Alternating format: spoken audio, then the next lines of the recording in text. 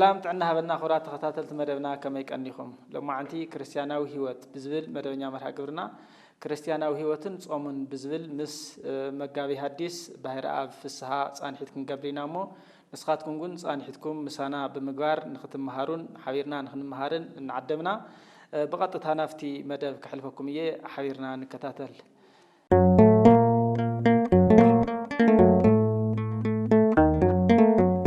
شمو كور مغابي حديث باهر اب فسها فقادنيا خوينوم حزبنا نخمهرلنا ابزي استوديونا سلترخو بتعمينا نمسكن وقعد احنا مسلنا امين كون دحان صنحكم انا ومتعمي مسكن صبو بار نايل معانتي رئسنا زخون كريستياناوي هيوت ابزبل مدبኛ مرها قبرنا كريستياناوي هيوتن صومن بزبل نؤس رئيسنا صانحيتكم قبر منالبات تخطاتلت مدبنا ون كاوزي بزح خمس مهارينا تسفان قبرنا اسكي صوم نحدا كريستيان ويكا بكريستياناوي هيوتو نحدا كريستيان زهلو ترجم تايبو دخن جمر ممر اش ياو ماتس تمبغس يسافح انديو كريستياناوي هيوت نبعلو يسافح صومو نبعلو غفح زبله استمر ايو زلو نا تقلبنا خنريون كلنا كريستياناوي هيوت ياو بكريستنا ممرحي تخيد هيوت مالت بحصير خنريون كلنا مالتيو كريستيان كعا كاب كريستوس زوصا سلازخونه كريستوساوي بزخونه حق እግዚአብሔር تخيد هيوت انت يختمسل الله بزعبا صوم زبل تقلل تبلنايو يحيش مسلننا ياو بكريستياناوي هيوت صوم عدلاي ايو تغبي ايو كاب قدمون እግዚአብሔር نسبك فطرن كلو ናይ ባዓሉ መለኮታዊ ዝኾነ ዓላማ አሎ እዩ ጾም ካብ ገነት እዩ ተጀሚሩ በታሪኹን ከምንሪኦ ከምንንቦ ማለት እዩ ስለዚህ ጾም ንክርስቲያናዊ ህይወት ምንም ዘይንደራደረሉ ወሳኝ ዝኾነ ንህይወትና ጠቃሚ ነገር እዩ ጾም ግን ክሪዮን ከለና ብዙሕ ዓይነት በክርስቲያናዊ ህይወት ዝተግበሩ ብዙሓት ነገራት አለው እዮም ጾም ማለት ታይ ማለት ከም ዝኾነ ግን ቅድሚያ ተራአና ይሐይሽ ጾም ማለት እዚ መብዛሕትኤን ቅዱሳት መጻሕፍቲ በተፈላለየ መልኩ ወን ገሊጸናው ንርኢ ዘለና ንኣብነት ምስቱ ሰዓትና ንምድላው ጾም ማለት ታይ ማለት እዩ እንተይልና ያው ጾም ካፍተን መንፈሳዊ ተጋድሎታት ሓዲ እዩ ንስጋ መንፈሳዊ ልጓም ምግባር ማለት እዩ ጾም ክሪኦን ከለና ማለት እዩ ግብረ እንስሳዊ ገዲፍካስ መልአካዊ ህይወት ትሕዘሉ መንገዲ እዩ ጾም እንብሎ ማለት እዩ ብዙሓት አበው በተፈላለየ መልክዕ ገሊጾም ወይ ንኣብነት ማሪሳቅ አንቀጽ 4 ምዕራፍ 4 ቁጥር 6 ተሪኢና ከምዚ ዝብል አቅሚጦም ላለው ብዛዕባ ጾም ትርጉም ታይ ከም ዝኾነ ንምፍላጥ ማለት እዩ ምክንያቱም ብህይወት ዝነበሩሉ ስለዝኾነ ካብ ጾም ዘሎ ጥቅምታት ዝረኸቡሉ ስለዝኾነ ከምዚ ኢሎም ንጾም ትርጉም ሂበምዎ አለው ማሪሳቅ ኣብ አንቀጽ 4 ቁጥር 6 ንርእን ከለና ማለት እዩ ጾም ፈዋሲት ቁስለ ነፍስ ይብልዋ መድከሚ ኃይለ ፍትወታተ ስጋ ኢሎም ይትርጉምዋ ናይ ቅንዕና መንገድ መጀመሪ ኢሎምውን ጽሒፉሞ ተጽሒፎሎ ካብ አምላክ ጸጋ ተዋሃበት ንስራሕ ወንጌል መጀመሪያ ናይ ጽሙዳን ክብሮም ንደናግል መግለጽ ንጽህናኦም ናይ ንስሐ ንብዓት ምንጪ ትትና ገንዘብ ንምግባር እትምህር መድኃኒት ኢሎም በተፈላለየ መልኩ ንጾም ገሊጾም ዋለው ማለት ይውና አበው ብዛዕባ ጾም ትርጉም ዘይገለጹሉ ዘይማሃሩሉ የለን ግን መብዛሕትና ናብ ጾም እንምለሰሉ ልቦና እንተ ዘይሒዝና በትጾም ዘሎ መንፈሳዊ ትርጉም ክርደና አይኽእልን እና ጾም ክንትርጉም እንከለና በተፈላለየ ዓይነት ትርጉም አለው እዩ ግን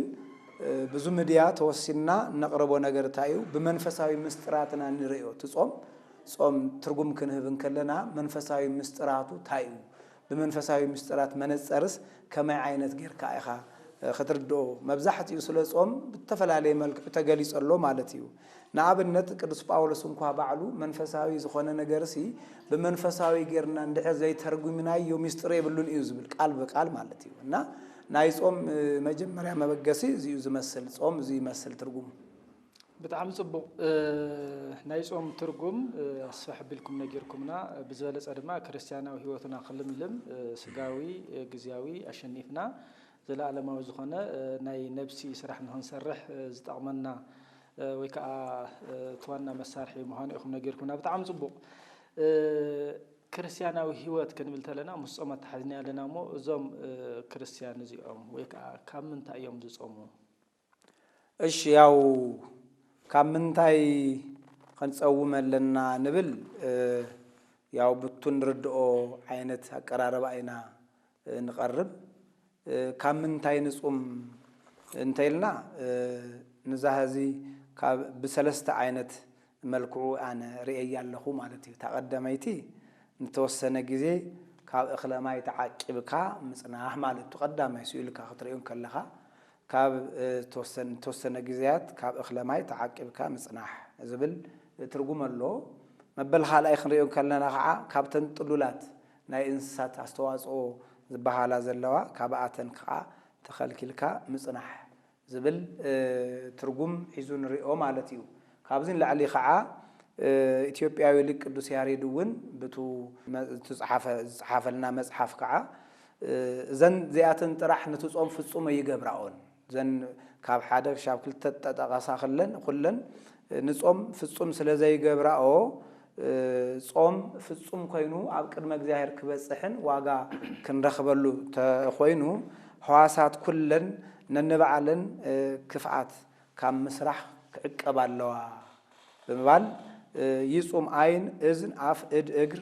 እምኩሉ ሃጣው እናበለ ቅዱስ ያሬድ እውን የመሳጠረን ንርኢናሞ በዚህ አይነት መልኩ ካብዚአተን ክንጸውመለና አይዝብል ክቡር መምህርና ሒዚ ነጊርኩምና ዘለኹም ካብ ምንታይ እዮም ዝጾሙ ወይ ከዓ ካብ ምንታይ ኢና ንጾም ዝብል ይሞ ማዕዝ ይጾም ወይ ከዓ ማዕዝ ኢና ክንጾም ዘለና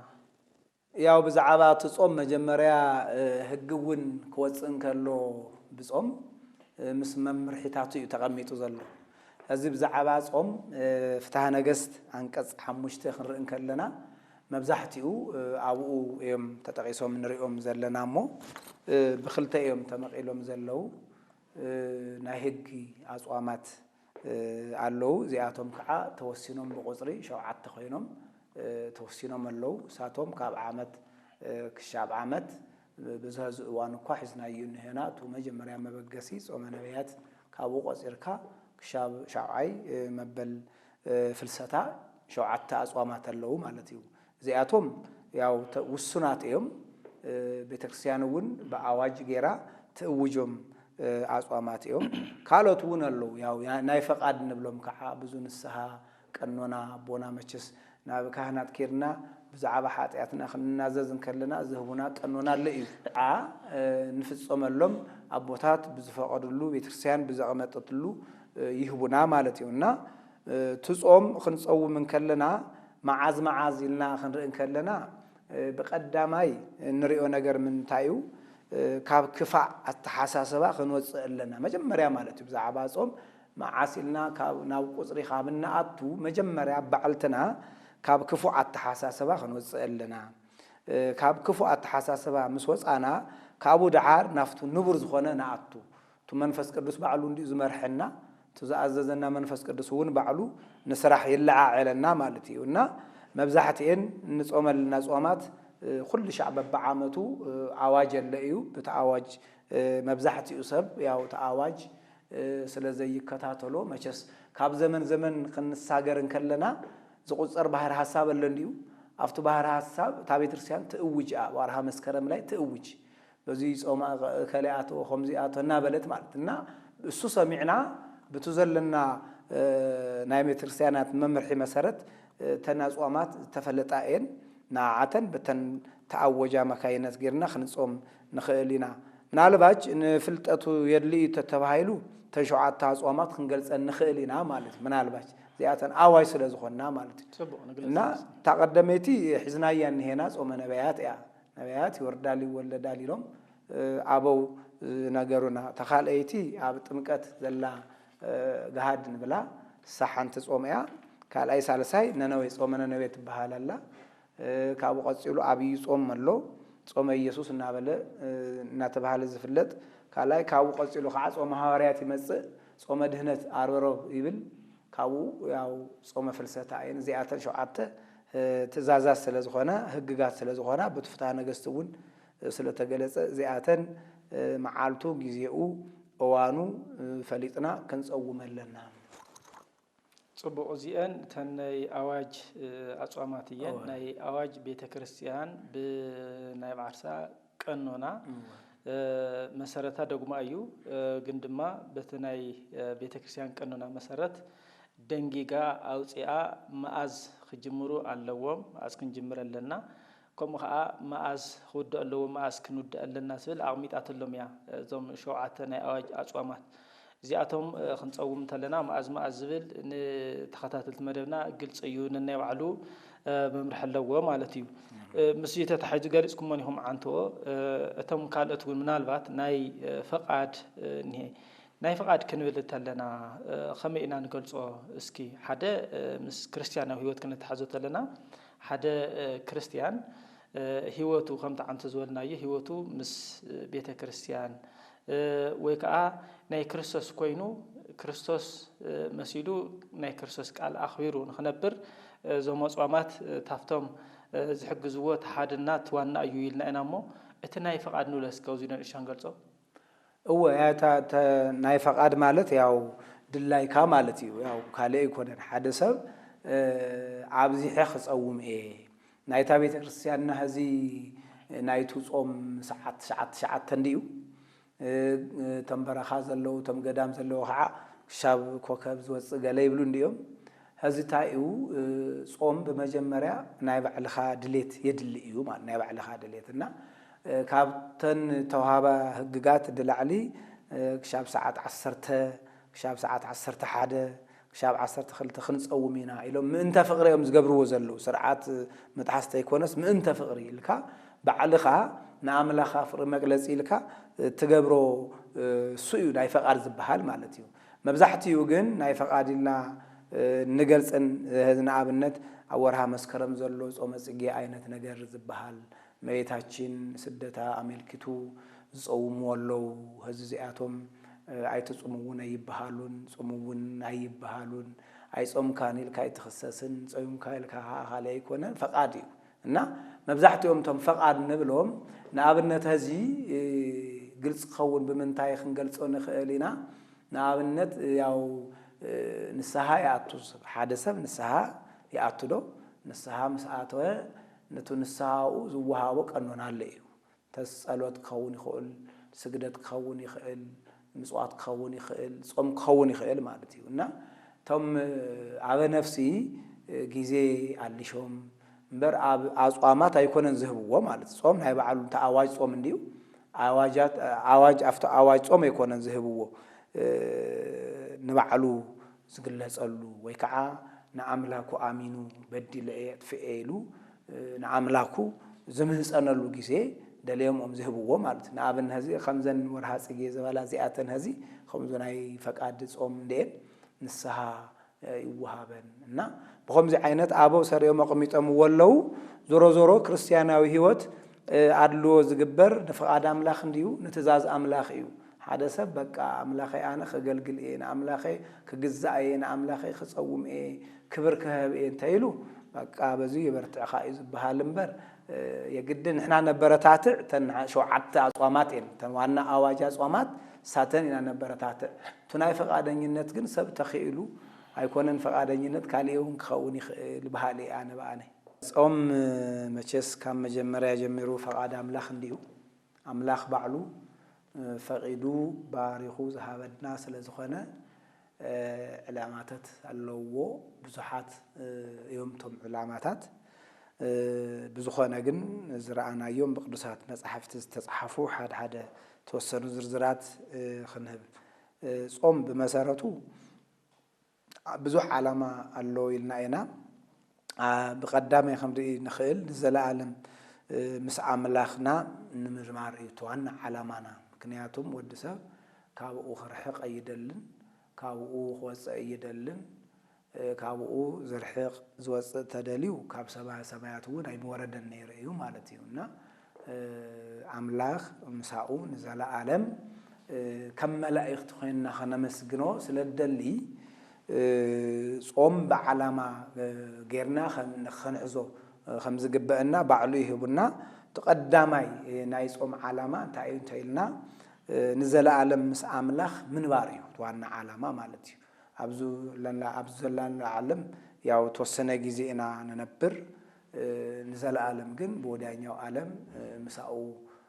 ንዘለዓለም እናዘመርና እናመስገንና ንነብር እና ተዋና ዓላማ ግን ከም ዝረአናዮ ቅዱስ መጽሓፍ እውን ባዕሉ መድኃኒተ ዓለም ኢየሱስ ክርስቶስ እውን በማቴዎስ ወንጌል በምዕራፍ 6 ቁጥር 33 ክርንእ ከለና አቀድምኩም መንግስቱን ጽድቁን አልሹ ይልዩ አስተምሂሩ ማለት እዩ ብዛዕባ ዘዓለም አይኮነን ተዋና ምሳኡ ንብረሉ ኹነታት ታይ ከም ዝኾነ ምሳኡ ንዘለዓለም ንምንባር ከዓ ካብ ዘንዲና ብዙሓት ነገራት ሓደ ጾም ምዃኑ ብጾም ንዘለዓለም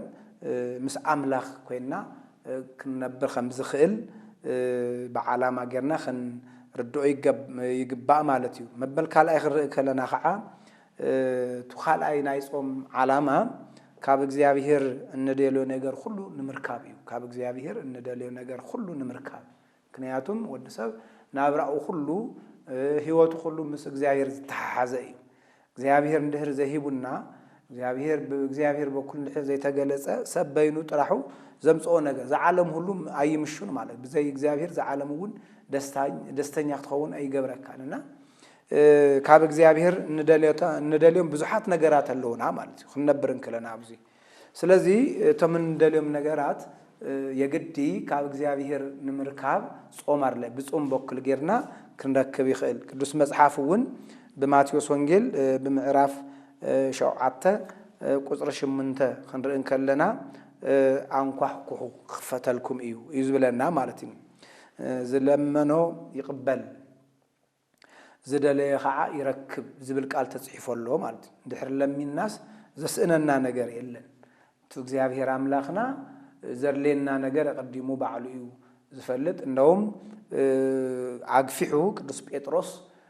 ክትርጉሞን ከሎ ታይ ዝብል በቀዳማይ ጴጥሮስ ምዕራፍ 5 ክንርእን ከለና ካብ ቁጥር 7 ጀሚርና ክንርእን ከለና እንታይ ለቕሚጥዎ ኣብ ሓደ አምላክ ኣብ እግዚአብሔር ሓሳብኩም ሁሉ ግበሩ ብዛዕባ ስኻትኩም እሱ ይፈልጥ ይብል ቃል ማለት እዩ ብዛዕባ ስኻትኩም እሱ ብዘይ ነጋሪ ማለት እዩ ባዕሉ ምክንያቱ ፈጣሪ ስለ ዝኾነ አምላኽ ስለ ዝኾነ ማለት እና አምላኽ ሁሉ ፈላጥ ስለ ዝኾነ ንዓና ዘርሌና ነገር ይፈልጥ እንዲሁ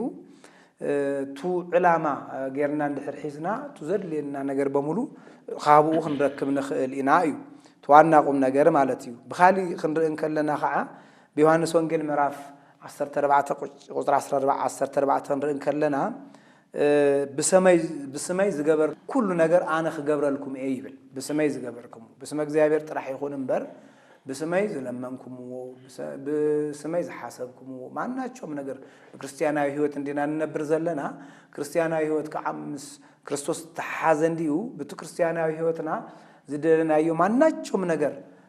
እሱ ዝኸበረሉ ይኹን እምበር ከም ዝገበርልና ባዕሉ ንሐዋርያት ብዝሃቦ ቃል ረዲእና አሎና ታዋና ካልኣይ ዕላማ ካብ እግዚአብሔር እንደልዮ ነገር ንምርካብ ስለ ዝኾነ እዩ ሳልሳይ ክንርእን ከለና ናይ ህዝቢ ናብ ህዝቢ ዝመፀ መዓትን መቅሰፍትን ንምለሰሉ እዩ ናይ ጾም ካፍቶም ጾም ዕላማታቱ ሓዲኡ ንህዝብና ዝመፀ መዓትን መቅሰፍትን ንምለሰሉ እዚ መቸስ ዝመፀ መዓት ዝመፀ መቅሰፍት ብዘመናዊ መሳርያ ይምለስን ከም እንፈልጦ ማለት እዩ እና መቁረሬ መዓት ዝተባሃለ ባዕሉ ጾም እዩ ማለት እዩ ትጾም ብትጾም ብዙሕ ነገር ተገይሩ ብጾም ብዙሓት ኣበው ተጠቂሞም ኣለው ንኣብነት ክንርኢ ከለና መጽሓፈ ኣስቴር በምዕራፍ 4 ቁጽሪ 16 ክንርኢ ከለና እንታይ እዩ ዝብል ኣይሁድ ብጾም ካብ ዝመጾም መዓትን መቅሰፍትን ሞትን ድሒኖም ይብል ብትእዋን ማለት እዩ ንእስራኤላውያን ተኣውጅዎም ነይሩ ሞት እዩ ተኣውጅዎም ኩሎም እስራኤላውያን ኣፍተን 127 ሃገራት ዝነበሩ እስራኤላውያን ብሞት እዮም ክቅጽዑ ተወስኑ ይነሩ ማለት እዩ ናፍቲ እዋን ኣስቴር ናይ 3 መዓልቲ ጾም እያ ኣውጃ ብትጾም መሰረት ኣፍቱ ንጉስ ቅድሚ ንጉስ ሞገስ ረኺባ ድሓር ዝነበረ ብጾም ምክንያት ትሞት ናብ ህይወት ተቀይሩ ማለት እዩ ዝነበረ እና ዋናው ናይ ጾም ዓላማ ዝመፀ መቅሰፍትን መዓትን መምላስ ስለዝኾነ እዚውን ከም ሓደ ብጾም እንረኽቦ ዓላማ እዩ ማለት ነው መበል ራብዓይ ክንርኢ ከለና ካብ ርኩሳን መናፍስት አጋንንት ካብ ዚኣቶም መግዛእትን ወጸሉ እዩ ሓዲው ዓላማ ማለት እዩ ጾም ተሒዝና ዋና ዓላማና መቸስ እዛ ዓለም እዚኣ ከም ትርእዋ ብዙሕ ዓይነት ነገር ኢና ንርኢ ዘለና ውዒልና ብዝሓደርና ንሪኦ ነገር ብጣዕሚ ዘሕዝን ኣሎ ብጣዕሚ ዘብከሎ ወዲ ሰብ መነባበሮ እንታይ ከም ዝኾነ ንርኢ ኣለና ማለት እና ናዚ ኩሉ መበገስታት ቱ በደል ቱ ሓጢያት ቱ ዝግበር ካብኡን ላዕሊ ርኩሳን መናፍስቲ እዮም ዝገብርዎ ዘሎ ከም ንሪኦና ንሕና ክርስቲያን ግን ብክርስቲያናዊ ህይወት ክንነብር እንከለና ካብዚኣቶም ንምውፃእ ሓዲኡ ጾም እዩ በመሰረቱ ንጾመኛ ሰይጣን ሆነ ይቀርቡን ባዕሉ አጋንቱ ውን አይቀርቡን ምክንያቱም ፍላጻ እዩ ይወግኦም እዩ ይቆርጾም እዩ ማለት እዩ ቅዱስ መጽሐፍ ውን ከሙ ይዝብለና በማርቆስ ወንጌል ምዕራፍ 9 ቁጽር 29 ብጾምን ብጸሎትን እንተዘይ ኮይኑ ብኻሊ ክወጽእ ይኽእልን ይዝብለና ማለት እዩ ተም አጋንት እና አጋንት ናይ ባዕልቶም ኸይደለዎም እዮም ንወድ ሰብ ተፈላያለ መልክዑ ገይሮም ካብ ፈቃድ አምላኽ ንመውፃእ ዝገብርዎ ጻዕሪ ብዙሕ እዩ ዘሎ ማለት በተለይ ብዙሕ ህዝ ዘለናዮ ዓለም ህዝ ዘለና ለዓለም ህዚ ብቴክኖሎጂ ይኹን ተፈላለየ ዓይነት መልክዕ እናኾነ ባህሪው እናቀየረና መጽእ እዩ ዘሎና ከምዚ ዓይነት ናይ አጋንንቲ ሓይሊ ንምድካም ናይቶም ርኩሳን መናፍስቲ ሓይሊ ካባኻ ንምልዓል ንምውጋድ ጾም አድላይ ዋናው ጾም እዩ ማለት ጾም ብዙሕ ዓላማ እዩ ብዙሕ ጥቅሚ እዩ ዘለውና በዚ መልክዑ ተንሪኦ ዝብል መበል ሓምሻይ ካብ ግብረ አህዛብ ንድሕነሉ እዩ ካብ ግብረ አህዛብ ንድሕነሉ እዩ መቼም ጾም አምላኽ እዩ ባዕሉ ለኪዑ ወሲኑ መሰረት ገይሩ ሂቡና ኣብዛ ዓለም ግን በዓልቶም ጾም ኢሎም ዝወሰንዎ ነገር ክሉ ይኽእል ዞሮ ካብ አምላኽ ዝረኸብናየ ጾም ካብ ግብረ አህዛብ ንፍለየሉ ተፈሊና ደቂ እግዚአብሔር ተቢልና ንመንግስተ ሰማያት ንበቅዕሉ ስለዝኾነ መበል ሓምሻይ ዕላማኡ እሱ ይውድብል ባዕሉ መድኃኒት ዓለም ኢየሱስ ክርስቶስ ከምህርን ከሎ በማቴዎስ ወንጌል በምዕራፍ 6 ቁጽር 16 ውን ክትጾሙን ከለኹም ከም ግብዛት ኣይትኹኑ ናበለ እዩ ከም ግብዛት ኣይትኹኑ ግብዛት ተባሃሉ አህዛብ እዮም ዝሰርሕዎ ነገር ምክንያቱም ጾምና ክብሉ ይኽእሉ ምሄርና ክብሉ ይኽእሉ ብዙሕ ነገር ጌርና ክብሉ ይኽእሉ ግን ጾም ጸሎቶምን በቅድመ እግዚአብሔር ተቀባይነት እንድሕር ዘየልይዎ ኮይኑ ዋጋው ከንቱ ዝኸውን ይኽእል ግን ካብኣቶም ተፈልዩ ምክንያቱም ህግ ተውሂብና ነው ስርዓት ከመይ ጌርና ከም ንጸውም ንፈልጥና ንሕና ክሻዕ ክንሰይ ወይ ከዓ ትጾም ከመይ ጌርና ከም ንጾም ህዚ ያው ንሪኦ ሓደ ነገራት ኣሎ እዩ ክእረም ባስተምህሮ ብምኽሪ ክእረም ዝግባእ ነገር ይህሉ እዩ ከም ተዓንቶ ዘልዓልናዮ መብዛሕትኡ ያው ሰብ እንተን ሸውዓተ አጽዋማት ኣይኮነን ዝጓየ ዘሎ መብዛሕትኡ ንዘን ውልቀ ንዘን ናይ ግልጾም ዝበሃል እዩ መብዛሕትኡ ክጓየ ንርኢ ከለናና እዚ ዓይነት ብዛዕባ ብዙሕ አስተምህሮ በመሃብ ብዙሕ ግዜ በመሃብ ዝስተኻኸል እዩ ዞሮ ናይ ጾም ዓላማ ካብ ግብረ አህዛብ ንባዕልትና ንምሕላው ንምድሓን የለና ዝብል ናይ ቅዱሳት መጻሕፍት አተሓሳሰባ አለ እዩ እዚ ይመስል ናይ ንምንታይ ዕላማ እና ንጾም ዝብል በቅዱሳት መጻሕፍት አገላለጻ ከምዚ ይመስል ዝኸርኩም ተኸታተልቲ መደብና ክርስቲያናዊ ህይወት ኣብ ዝብል መደበኛ መርሃ ግብርና ክርስቲያናዊ ህይወትን ጾምን ብዝብል ኢና እንመሃር ዘለና ካብቲ መደብና ድማ ብዙሕ እናተምሃርኩም ከም ዝኾንኩም ኢና ተስፋ ንገብር ጽቡቕ ክብር መምህርና ሕዚ ዕላማ ናይ ጾም ኢኹም ነጊርኩምና ያው ናይ እግዚአብሔር ፈቃድ ንፍጽመሉ ናይ እግዚአብሔር ትእዛዝ ንፍጽመሉ ምዃኑና ዝርዝር ኣቢልኩም ክስካብ 5 ነጊርኩምና እኒኹም እስኪ እንታይ ንምርካብ እዩ እንጸውም ምናልባት ዓላማኡ ነጊርኩምና ነርኩምሞ ፍልልይ ይህልዎ ዶ ምስ ጥቕሙ ኸንታይ እዩ ብዝብል ዳኽንሪአ መምህር እወ ያው ዕላማን ጥቕምን ያው ተመሳሳሊ እውን ኣለዎ ኣፈላላይ እውን ኣለዎ ያው ዕላማው ገሊጽና ኣለና እዚ ናይ ጾም ጥቕሚ ንብልና እንታይ እዩ ሰብ እንታይ ክረክብ ይጸውም ዘሎ ወይ ከዓ ጾም ዝተዋሃበሲ እንታይ ንምርካብ እዩ ብዝብል ተወሰነ ነገር ክንርኢ ንኽእል ኢና እምበር ያው ዞሮ ዞሮ ኩሉ ዕላማው ናብ እግዚአብሔር መምጻእ እንዲሁ ናብ መንግስቲ እግዚአብሔር ምቕራብ እዩ ኩሉ ወደ ሓሙስ ተሓይስኩም ጥቕሙን ብጾም ዝተጠቐሙን ከም ድማ ንዓና ናብዚ መምጻእ እሺ ሃይ ጽቡቕ እምበኣር ያው ጾም ባዕሉ ጥቕሙ ብዙሕ እዩ ህዝውን ብቅዱሳት መጻሕፍት ብኣበው ብተፈላለዩ ክግለጽ እንከሎ ያው ብትተዋሃቦም ጸጋ በብዙሕ ዓይነት ገሊጾም ወለው ንሕና ግን ካብተን ዝተጽሓፈልና ተወሰነ ክንብል ንኽእል ኢና ጥቕሙ ክንዝርዝር እንከለና ንኣብነት ብመንፈሳዊ ምስጢራትና ከም ሃይማኖት መጠን ከም እምነት መጠን ብመንፈሳዊ ምስጢራትና ንሪኦ ማለት እዩ ብመንፈሳዊ ምስጢራት ማለት መንፈሳዊ ዝኾነ ነገር ንመንግስተ ሰማያት ዘብቅዐና ምስ እግዚአብሔር ዘንብረና ዓይነት ናይ ቅዱሳት መጻሕፍቲ ኣተረጓጉማ ሒዝና ኢና ክንከይድ ጥቕሙ እንታይ እዩ እንተኢልና ንኣብነት ያው እንታይ ከም ዝኾነ እናገለጽና መጽኢና ኢና ግን ካብ ህሊናና ንርስኦ ከይንርስዖ ካብ እንስሳዊ ግብሪን ጠባይን ክንዕቀብ ይገብረና እዩ ካብ እንስሳዊ ግብሪ ጠባይ ትዕቅበና እያ ጾም ሰብ ንመላእኽቲ መሲሎም ክነብሩ ትገብር ንጽህቲ ስርዓት እያ እዚኣ ያው ሕፅር ብዝበለት እያ ማለት እዩ ሕፅር ብዝበለት ያው ናይ ጾም ጥቕሙ ካብ እንስሳዊ ግብሪ ጠባይን ክንዕቀብ ይገብረና ሰብ ንመላእኽቲ መሲሎም ክነብሩ ትገብር ንጽህቲ ስርዓት እያ ዝብል እዚኣ ተሒዝና ጥቕሙ ካብተን ጥቕማታት ተወሰነ ነገር ክንዝርዝር ንኽእል ብመጀመርያ ናይ ጾም ጥቕሚ ፈቃደ ስጋኻ ንፈቃደ ነፍስኻ ንምግዛእ እዩ ዋና ነገር ማለት እዩ ፈቃደ ስጋኻስ ንፈቃደ ነፍስኻ ክግዛእ ምግባር ሓደ እዩ እዚ ብጾም ዓብይ ጥቕሚ ንረክብ ኢና ማለት እዩ ቅዱሳት መጻሕፍቲ እውን መቸስ ብተፈላለየ ዓይነት መልክዑ እንዲሁ ተገሊጹ ጾም እንጸመሉ ምክንያት መቸም ፈቃደ ስጋና ንምድካም እዩ ካልእ ኣይኮነን ምክንያቱም ፈቃደ ስጋም ብዝበርትዐ ቁጽሪ ፈቃደ ነፍሲ ከዓ እናዝሓለ ይኸይድ ማለት እዩ እና ተፈቃደ ስጋና ንመንፈሳዊ ኸነግዝኦ የግዲ ፈቃደ ስጋና ነድክመሉ ዓይነት መንገዲ እዩ ዋና ነገር ግን ጥቕሙ ተፈቃደ ስጋናስ ንፈቃደ ነፍሲ ክግዛእ ምግባር እዩ ክግዛእ ምግባር መጽሐፍ ቅዱስ እውን በማቴዎስ ወንጌል በምዕራፍ 26 ቁጥር 41 ክንርኢ ከለና እስመ መንፈስ ይፈቅድ ወስጋ ይደክም ኢሉ መድኃኒተ ዓለም ኢየሱስ ክርስቶስ እውን ዘስተምሃረ ባዕሉ ማለት ነፍስ ክትርብትዕ ከላ ወይ ከዓ ነፍስ ክትጉልምስን ከላ ነፍስ ብርትዕቲ ክኸውን ከላ ስጋ ይደክም ማለት እዩ ስጋ ባዕሉ ክደክም ይኽእል ማለት እዩ ከም ዝበለ ኣምላኽና ያው ዞሮ ዞሮ እግዚአብሔር ኣምላኽ ብጾም በኩል ፈቃደ ስጋና ሒዝና ወይ ከዓ ለጉምና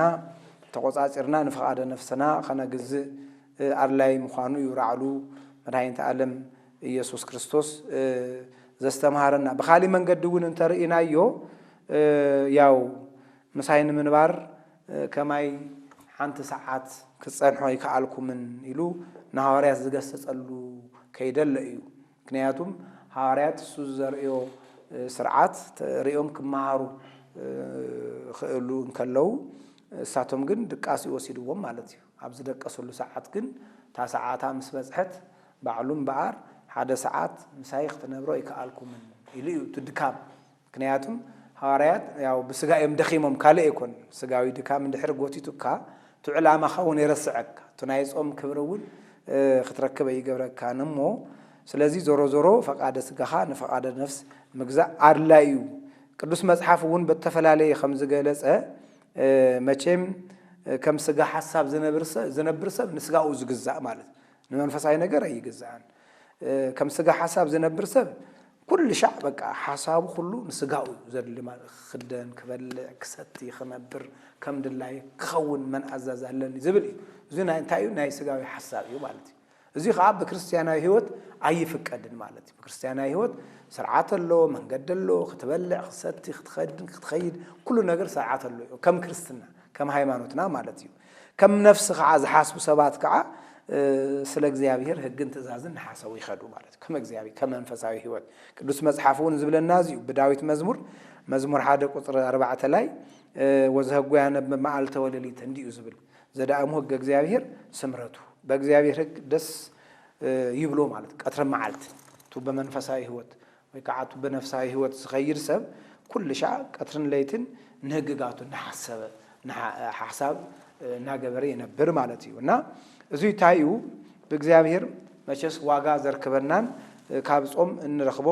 ጥቅምታት እዩ ካሊውን ቅዱስ ጳውሎስ እውን ባዕሉ ብሮሜ መልእክቱ ምዕራፍ 8 ቁጥር 5 እውን አቀሚጡናል ቅዱስ መጽሐፍ ላይ ብሮሜ 8 ቁጥር 5 ላይ ፈቃደ ስጋኦም ንፈቃደ ስጋኦም ዝሰርሑ ሰባት ንእግዚአብሔር ደስ ከብልዎ ይኽእሉን ኢሉ አቀሚጡናልና ዞሮ ዞሮ ንአምላኽና ንእግዚአብሔር እንግዘአሉ ወይ ከዓ ጥቅምና ንረኽበሉ ስለ ዝኾነ ጾም በቀዳምነት ያኸም ዝረአናዮ ፈቃደ ስጋና ንፈቃደ ነፍስና ከነግዝ እዚ ዓብይ ጥቅም ኣለና መበል ካልኣይ ክንርኢ ከለና ከዓ ናይ ጾም ጥቅም እንታይ እዩ ክንብል ከለና ንእግዚአብሔር መበል ካልኣይ ናይ ጾም ጥቅሚ ክንርኢ ከለና ንእግዚአብሔር ለሚንካ ካብኡ ምሕረትን ይቅርታን ንምርካብ ይጠቅመና ማለት እዩ ካብ አምላኽና ካብ እግዚአብሔር መሐረና ይቅርበለና ኢልና ካብኡ ተማሂጽና ተማሂጽኖ ንረኽቦ ሓዲኡ ብጾሙ ክኸውን ዝኽእል መቸም ወዲ ሰብ ካብ አምላኹ ብዙሕ ነገር በረከት ጸጋ እዩ ዝረክብ ንእግዚአብሔር እንድሕር ተማሂጽኑ እንድሕር ለሚኑ ብዙሕ እዩ ክረክብ ዝኽእል ቅዱስ መጽሐፍ እውን ከምኡ እዩ ዝብለና በማቴዎስ ወንጌል በምዕራፍ 7 ቁጥር 7 ክንርኢ ከለና አው ለምንኩ ወሃበኩም እዩ አልሹ ተረኽቡ ኢኹም እዩቱ ህገ ወንጌል ዝብለናና ናብ አምላኽና ናብ እግዚአብሔር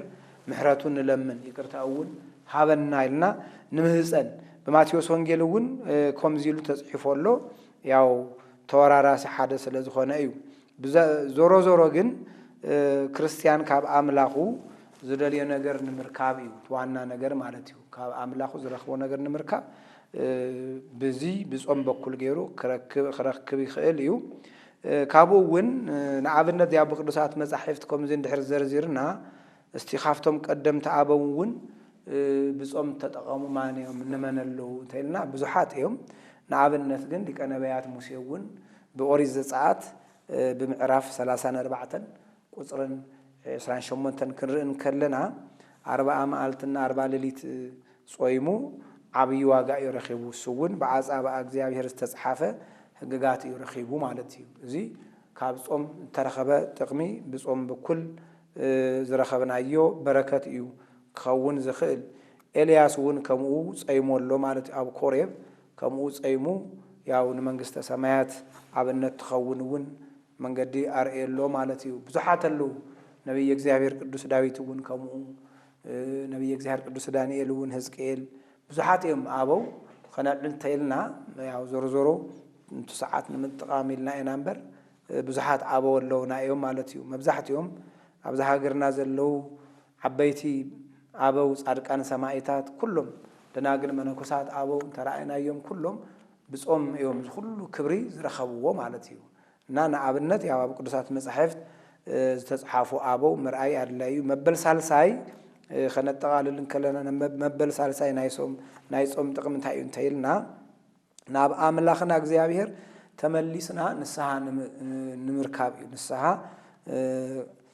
ተቀበልና ክንዕረቅ ይጠቅመና እዩ ምስ እግዚአብሔር ያው በንስሐ ገርና ክንዕረቅ ይጠቅመና እዩ ካለ ይኮነን በቅዱስ መጽሐፍ ወን ተጽሐፉ ብዙሓት አለዩ ንኣብነት ብመጽሓፈ ኢያሱ ምዕራፍ 7 ካብ ቁጽሪ 6 ክሳብ ቁጽሪ 9 ክንርኢ ከለና እንታይ ዝብል ኢያሱ ስለ ዝደንገጸ ኣብ ትሕቲ ታቦት ክሻብ ሰርክ ብግንባሩ ወዲቁ ብጾሙ ዓለ እዩ ዝብል መጽሓፍ ቅዱስ ማለት እዩ ምክንያቱም ኣብቱ ነበረ ናብ ከነአን ክኸዱን ከለዉ ያው ኢያሪኮ ሒዞምዋ እንዲኦም ተቆጻጺሮምዋ እዮም ብኣገሮም ግን ብጋይ ክሓልፉን ከለዉ ኣብ ጋይ ክበጽሑን ከለዉ ግን ዘይሓሰብዎ ነገር ገጢምዎም ማለት እዩ ዳርጋ 36,000 ዝኾነ ወታደር በዘይ ተሓሰበቃ ወዲቁ ማለት እዩ ካብኡት ወታደር እንድሕሪት ተመሊሱ በቃ በዚህ ደንጊጾም እንታይ ኮይና ተሸኒፍና ኢሎም ታይና ኮይና ተሸኒፍና ታይና እዚ ጸገም ኢሎም ያው ዞሮ ዞሮ ንኣምላኾም ኣብ ትሕቲ ታቦት ወዲቆም ሰጊዶም እዩ ዝብል ካብኡ ድሓር ብትጾሞም ብትዝገብርዎ ኣቀራርባ እግዚአብሔር ኣብ ማእኸሎም መን ከም ዝኾነ ገሊጽሎም ካብኡ ተሓጢያት ዝሰርሐ ሰብ ኣውፂኦምዎ እሳቶም እውን ብነፃ መንገዶም ኸይዶም እዚ ናይ ጾም ውጤት እዩ ናይ ጾም ጥቕሚ እዩ ማለት እዩ ለምውን ብዙሕ ነገር ኣለና ኣብ ህይወትና ረኣናዮ ብዙሕ ነገር ኣለ እዩ ንዓና ከም ካሊእ ኮይኑ ዘጸግመና እዚ ብጾም ብዙሕ ነገር ክንደክም ካልኣይ ከዓ ነቢይ እግዚአብሔር ቅዱስ ዳዊት እውን ብኻልኣይ ሳሙኤል ምዕራፍ 12 ቁጽሪ 17 ክንርኢ ከለና ዳዊት ንኦርዮን ብምቕታል ስለ ዝበደለ ብነቢዩ ናታን ተገሲጹ ማለት እዩ እና ምስ ተገሰጸ ንሸውዓተ መዓልቲ ብጾም ብጸሎት ውዒሉ ኣምላኹ መሓረኒ በጃኻ ኢሉ ተማሂጽኑ ካብኡ ድሓር ያው እግዚአብሔር ንዳዊት ዝገበረሉ ምሕረት ንርኢና ተዋና ነገር ናይ ጾም ጥቕሚ ናብ ኣምላኽና እግዚአብሔር ተመሊስና ብንስሓ ክንዕረቕ ይጠቕመና እዩ እንድሕር ያው ትጾም እውን ብደንቢ ጌርና እንድሕር ዘርኢናዮ ካብ ጥቕሙ ሓሊፉ ጉድኣት እውን ኣለዎ እዩ ንኣብነት እንተርኢና ብዙ በዮሃንስ ራእይ ምዕራፍ 2 ቁጽሪ 22 ክንርኢ ከለና ናፍተን 7 ቤተ ክርስቲያናት ዝተልኣኸ መልእኽቲ ኣሎ እንዲኡ ካፍተን 7 ሓዲኣ ንጴርጋሞን ቤተ ክርስቲያን ዝተጻሓፈ ክንርኢ ከለና እንታይ እዩ ዝብል ኣብኡ ካብ ሓጢያቶም እንተዘይተመሊሶም ንስሓ እንተዘይኣትዮም ብዓብዪ መከራ ከውድቆም እየ ይብል ቃል ብቃል እዚ ንሪኦ ዘለና ኣብዛ ዓለምና ኣመና ንሪኦ ከለና ብኣቶም ከዓ ክቐረ ኣይኮነን ብዓብዪ መከራ ከውድቆም እየ ንደቆም እውን ብሞት ቀትሎም እየ ይብል ማለት እዩ እና እዚ እንታይ እዩ ብዘይ ምጽዋም ዝመፀ መቕሰፍቲ ክኸውን ዝኽእል እና ጥቕሙ ተረዲእና ብቱ ጥቕሙ ካብ ኣምላኽና ካብ እግዚአብሔር ኣድላይ ዝኾነ ነገር ክንረክብ ይምዕድ ማለት እዩ ብጣዕሚ ጽቡቕ መጋቢ ሐዲስ ብጣዕሚ ዝገርም እዩ ናይ ጾም ጥቕምታት ኢኹም ዘርዚርኩም ነጊርኩምና ናይ ጾም ጥቕሚ ዘርዚሮም ነጊሮምና እኒው ጾም እንታይ ዝኣክል ንዓና ጥቕሚ ከም ዘለዎ ብቕድሚኡ ግን ንስሓ ከም ዘድልየና ቅድሚ ንስሓ እውን እምነት ከም ዘድልየና ብድሕሪኡ ግን ናይ ጾም ጥቕሚ ነጊሮምና እኒው ክንጸውም እንተለና ሓደ ናይ እግዚአብሔር ትእዛዝ ኢና ንኽብር ዘለና ንክርስቶስ ኢና ንመስል ዘለና ጾሙ ስለ ዝበለና ንሰይጣን ንስዕረሉ ምዃኑ እውን እዮም ነጊሮምና ያው መንፈሳዊ ሓይሊ ዝበና ምዃኑ እውን እዮም ኣርዲኦምና ብጣዕሚ ዝገርም እዩ ምሕረት ንረኽበሉ ናብ እግዚአብሔር ንቐርበሉ ትዋና መሳርሒ ምዃኑ እዮም ነጊሮምና ኣቐድመ ኣቢሎም ዕላምኡ ድሓር ድማ ጥቕሙ እዮም ነጊሮምናና ናይ ጾም ጥቕሚ እዚ ዝኣከል እንድሕር ኮይኑ ንሕና እውን ኩላትና ክንጥቀመሉ ከም ዘለና በተለይ ኣብ ክርስቲያናዊ ህይወትና ጾም እንታይ ዝኣክል ጥቕሚ ከም ዘለዎ እንድሕር ዳኣ ተረዲእና ኮይናስ ክርስቲያናዊ ህይወትና ንኽልምልም እንተኮይኑ ንክርስቶስ ክንመስል እንድሕር ኮይና ክርስቲያን ተባሂልና ብስም ጥራሕ እንተይኮነስ ብግብሪ ክርስቲያን ኮይና እንድሕር ክንርከብ ኮይና ኣብዚ ዓለም ንዝፍትነና ኩሉ ንሰይጣን ንስዕረሉ መንፈሳዊ ሓይሊ ዝበና ጉልበት ዝበና ናብ እግዚአብሔር ዘቕርበና ታፍቶም ካልኦት መሳርሕታት ሓደ ጾም ምዃኑ እዮም ነጊሮምና ሓንቲ ወጉን ምስ ናይ ጸሎት ኣተሓይዞም ብዘይ ጾምን ጸሎትን መናፍስቲ ርኩሳን ዘይወፁ ከም ዘለዉ ስለዚ እንታይ የድሊ ጾም የድሊ ጸሎት የድሊ ንስሓ የድሊ ናብ እግዚአብሔር ቀሪብና ድማ ሓይሊ ከም ንረክብ ከም ነሽንፈሉ እዮም ኣርዲኦምና እኒው በዚ ህይወት እዚ ንክነብር ድማ ተስፋ ይገብር كور ولادنا ممرنا بتعمي دس بليو ساحي زغلصنانا أموداتا سلا صوم ملكيتهم مس كريستياناوي هيوت تحيزهم زم حلالفو ملأختي اندحر هاليو عدلكو أشي أو أنا أول بتعمي جرأي زمسكن مبزحتنا جن بزو بتنبيت إيوئيل معراف كلتا قصري عسر تخلتا تزحفة على እግዚአብሔር اللي إيو السون بصوم ببخيات بنبعات نباي تملسو يبل እግዚአብሔር يبل حيلك قال تزحفو اللي إيو سلازي زي قال كلنا تردينا صوم بعلو كاب حاطيات نرحقلو ببزح حاطياتنا نبخيلو ناب أملاخنا እግዚአብሔር እንለምነሉ እንቀርበሉ በረከተ ጸጋኡ እንረኽበሉ ና ህይወት መንገድ ምዃኑ መብዛሕቲና ዝተገንዘብና አይመስልንም ከምዝሪኦ ማለት እዩ ምክንያቱም መብዛሕቲኡ ናብ ስጋ ናጎየና ስለዝኾና ከምዚ ዓይነት አመላኻኽታ ግን ብዙሕ ዝእዋን አየርልየናን ብዙሕ ነገር ይኒሆ ብነፍሲ ብስጋ ንዓና ዝጎድእ ብዙሕ ዓይነት ብስልጣኔ ይኹን بإدقات يخون بزحينة منجدي بالتفلالي منجدي زمز زلو زي نمسعارن عشان نافي خوين كان موسع صوم أرلاي مخونكم كلكم كتفلتو يدلي يبل بخالي منجدي أو زورو بالماد صوم طرح تيكونس زي صومو سباتون بالتفلاي ملكو بزعبا صوم كقاومو نرئينا زياتهم نفقاد سغاهم زغزو ስለዝኾኑ ንዓቶም ከይሰማዓኹም በታቤተ ክርስቲያንና ሃይማኖትና በታእምነትና ተበና ስርዓት መሰረት ኮይና ጾምና በደንቢ ክንጾም የርሌና የዝብል ካሊ መንፈሳዊ ህይወቱ በመንፈስ ቅዱስ ዝምራሕ ሰብ ጾም ናይ ነፍሲ ቆስሊ መፈወሲ ኃይለ አጋንንት መባረሪ ምስ አምላኽ መራኸቢ ክፍአተ ፍትወት ሃጣው መርሓቂ مقتلي بمخانا كابزو منفساوي مسترات كنردع يقبئنا عيبل كالي ياو صوم نبيات يزو هزلنا يو مستو كريستياناوي هيوتن صومن تحزس لزخونا صوم نبيات كلنا خنصوم لنا كلنا بإبراويان معراف 13 قصر 9 بتفلالي عينت حدش تمهرتي أي توسدو لبخم بصقا يصنع ايز بالمصحف قدسنا بلباوي ملعال كاوشتي بزتبغسه منفساويነት አምላኽና ሓደ ልቦና ሓደ ሐሳብ በመኻን በጾም በጸሎት በስገደት በርቲዕና ብርሃነ ድንደቱ በሰላም በፍቅሪ ኩልና ንኽንበጽሕ ይምነ እግዚአብሔር ስጥልን ወሰብሐት ለእግዚአብሔር አሜን ኩር መምህርና መጋቢ ሐዲስ ባህረ አብ ፍስሐ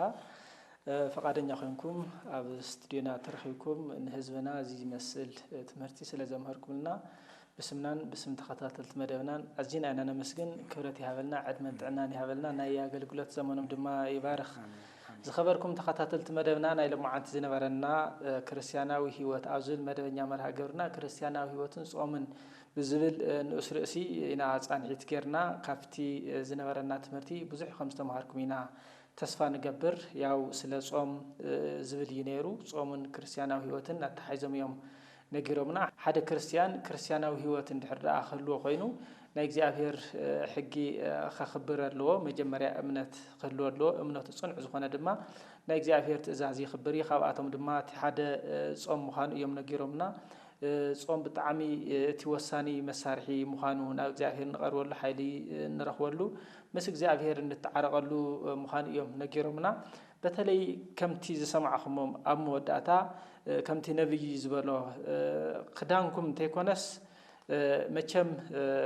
ንምንታ አይና ንጾም ከርዳ አለና ክዳንኩም ተይኮነስ ልብኹም ቀደዱ ክብል ተለስ ታይ ይኽብል ደልዩ ንሰብ ኒምሰል ተይኮነስ ልብና እግዚአብሔር ይርአዩ እግዚአብሔር ሲፈት ልብ ወክልያ ተኸምት ዝብል ልብን ኩላሊትን ይዝፈትን እግዚአብሔር ልብ ይዝሪ ውሽጥ ይዝሪ ስለዚህ ትመልእኽት ዘሕለፍዎ ታዩ ኒምሰል ወይ ከዓ ንሰብ ክብለና ወይ ከዓ ተገዲድና እንተይኮነስ ብውሽጥና ምስ እግዚአብሔር ንራኸበሉ ስለዝኾነ ምስ እግዚአብሔር ክንራኸበለና ካብ ውሽጥ ኾውነሎ ካብ ሓቂ ኾውነሎ ክንጸውም ተለናስ ገጽ ንገጽ ምስ እግዚአብሔር ክንራኸበለና ናናባዕና ንሳኣቲና ዝብል መልእኽቲ እዮም ሕሊፎምና በተለይ ኣብዚ ግዜ እዚ ድማ እቲ ሓደ ናብ እግዚአብሔር ንምለሰሉ እግዚአብሔር ይቅረኽብለና ካብ ኩሉ ነገር ድማ ካብ እግዚአብሔር ንኸይንርሕቕ ካብ እግዚአብሔር ከርሕቐና ብዙሕ ዝፅር ዘሎ ሰይጣን ዓለማዊ ነገር ኩሉ ኣወጊድና ናብ እግዚአብሔር ንቐርበሉ እቲ ዓብይ መሳርሒ ጾም ምዃኑ እዮም ነጊሮምና እሞ በዚ ጾም እዚ ድማ ክንጥቀም ከም ዘለና ናብ እግዚአብሔር ክንቀርብ ከም ዘለና መንፈሳዊ ህይወትና ክልምልም ከም ዘለዎ ግዚያዊ ተይኮነስ ዘለዓለማዊ ከሽንፍ ከም ዘለዎ ኣብዚ ምድሪ እዚ ተራፍተ ይኮነስ ሰማያዊ ዝኾነ ስንቂ ክነዘጋጁ ወይ ከዓ ክነዳሉ ከም ዘለና እዮም ነጊሮምና ካብቲ ትምህርቲ ብዙሕ ከም ተማሃርኩም ኢና ተስፋ ንገብር በዚ ትምህርቲ እዚ ድማ ከም ነብር ኢና ተስፋ ንገብር ኣብ ቀጻለይ بخالقت مدلوات كساب نرحب كساب شعو سلام كنا